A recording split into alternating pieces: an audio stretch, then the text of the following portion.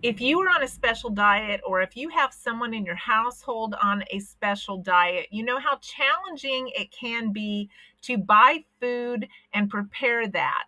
But today we are going to talk about how to stay in budget with a special diet. My husband is gluten-free, and we have a $245 monthly budget for the two of us. So I hope you'll stick around, and I'm going to share some recipes also today.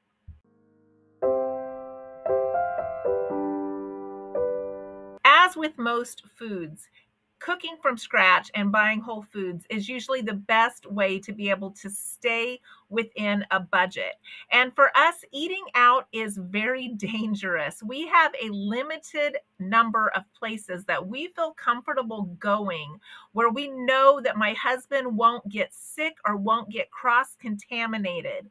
Even if we go somewhere and they have gluten-free options, we still have to be super careful that they didn't make a mistake back in the kitchen, because even though we have ordered gluten-free before, sometimes it has still came with the salad having croutons, or them picking the croutons off and us seeing crumbs in there, and all of those things can make him really, really sick. So we do most of our cooking from home. We just feel safer that way. And honestly, since he's become gluten-free, we eat a lot healthier than we did before. And I continue to add to my frugal bag of tricks when it comes to cooking gluten-free. Now, I do have some gluten-free recipes in my playlist on frugal cooking. And I also have 2 cookbooks that are on Amazon linked below with gluten-free options. My second cookbook has all gluten-free options for every single food listed. And that's because we do so much of this gluten-free cooking at home. But we have found that there are ways to make homemade gluten-free bread, which is in that playlist. And today we're going to talk about how to make gluten-free self-rising flour and our own gluten-free pancake mix that is so much more affordable than buying it at the store. Hey guys, we are going to make our own self-rising gluten-free flour today so that we can make our own pancake mix that is gluten-free. Now, I like to save these bags because they zip up. So when I buy them and I buy in bulk later, or I make up my own mixes, I can reuse these bags with the zip top. And I'm going to label my old coffee container self-rising gluten-free flour so that I have it so I can use it in my recipes. And so we're going to make the gluten-free flour recipe first. It calls for 3 cups of gluten-free flour,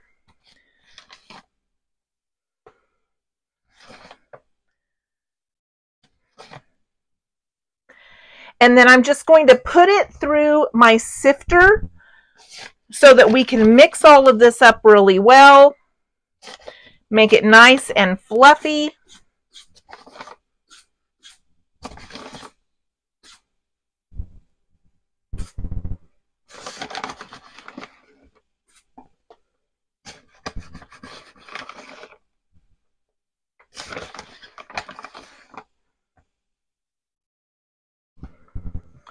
So we've got our gluten-free flour.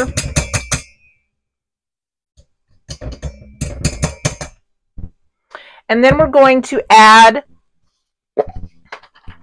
a tablespoon of baking powder. That will help our gluten-free flour become self-rising gluten-free flour.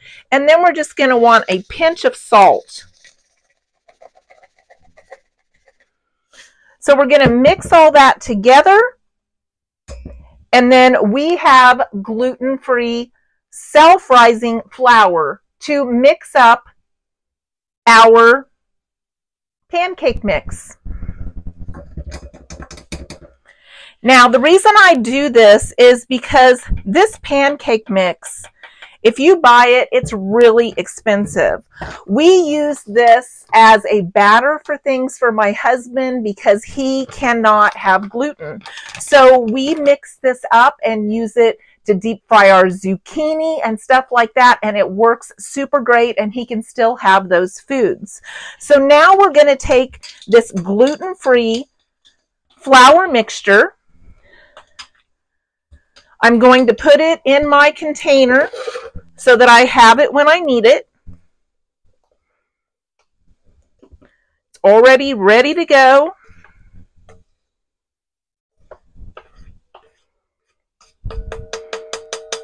I know a lot of you are gluten-free, and people talk all the time about how expensive it is to cook gluten-free. But we have found so many shortcuts in the last like 3 years that he's been gluten-free that it really doesn't affect our budget anymore. So we've got this good and mixed. Now we're going to mix up that gluten-free pancake mix. So we're going to take 1 cup of the gluten-free flour.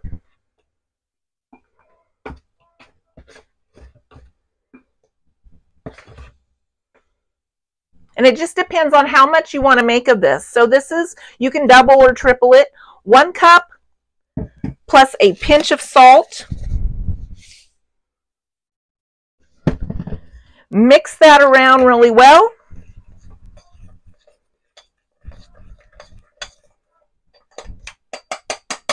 And then we're just going to add this to our pancake bag so that we have it when we're ready to use it.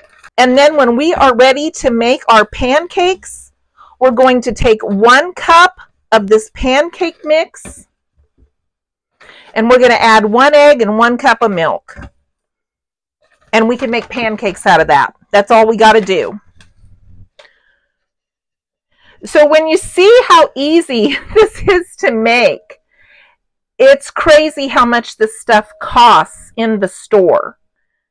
Because even on sale, 1 bag of this is about $5. And that's all that's to it. And this bag asks for you to add melted butter as well as the milk and the egg.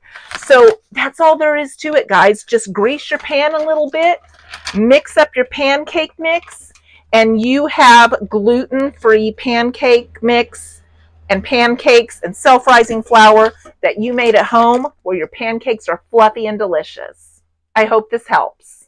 This is what I find so interesting. Look how little of anything is in that pancake mix bag. You're still adding the egg, you're still adding the milk. All that's really in there is that self-rising flour, which is just some extra baking powder and some salt and your gluten-free flour, but yet it's costing that much.